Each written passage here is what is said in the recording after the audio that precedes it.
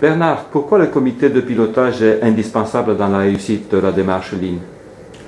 Le comité de pilotage sera chargé de mettre en œuvre la démarche, de vérifier est-ce que la démarche avance conformément au plan de déploiement, autrement appelé master plan, être sûr que les personnes restent motivées dans la démarche, que le plan d'action global de l'entreprise avance et avance évidemment à la bonne vitesse et génère de bons résultats. Et évidemment, ce comité de pilotage, composé donc d'un directeur et de son comité de direction, d'un responsable d'entrepôt avec ses principaux cadres, ira donc vérifier en vrai, sur le terrain, sur le Gemba, est-ce que la démarche fonctionne. Et qui pilote l'amélioration continue, le Lean, dans une entreprise? Alors, très bonne question. Le pilotage de l'amélioration continue est fait évidemment sous la responsabilité du manager du site ou du manager d'entrepôt ou du responsable d'agence, enfin du top manager. Mais le top manager va déléguer ce pilotage à la fonction Lean Manager qui va donc être chargé de déployer toute cette démarche.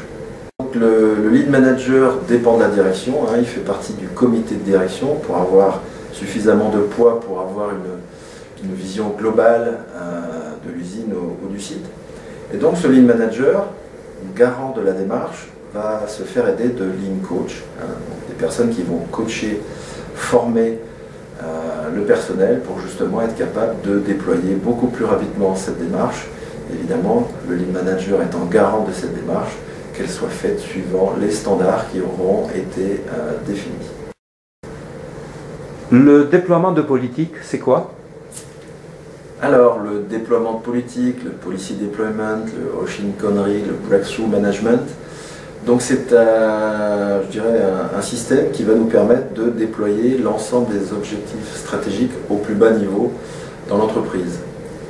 Donc pour pouvoir implémenter le déploiement de politique, le Policy Deployment, il va nous falloir donc définir la vision de l'entreprise.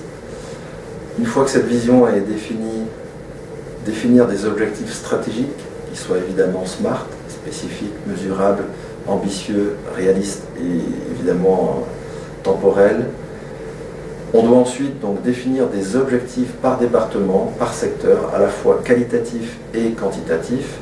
Et enfin, donc toute la partie PDCA, programme d'action, passage en revue donc des différents indicateurs, tout ceci de manière mensuelle pour être sûr que entre la vision du top manager et ce qui est réellement fait sur le terrain, il y a une totale concordance.